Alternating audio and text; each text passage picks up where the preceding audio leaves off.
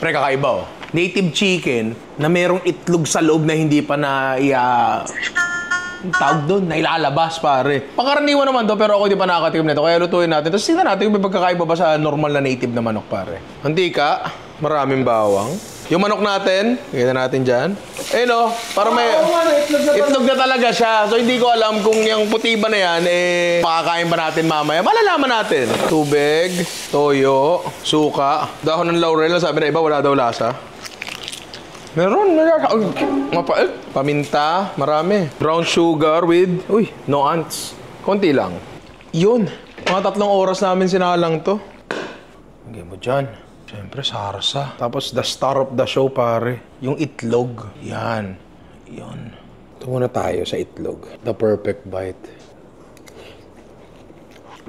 Iba siya sa normal na yolk. Di ba ang normal na yolk, ma-powder? Ay, putek, alam ko na. Kalasa siya ng yung pula sa balot. Ngayon yung laman. As ang native na manok, ganun siya. Wala nila ka dito. Ayun ba, itlog? Oo. Oo nga. Di ba parang yung sa balot?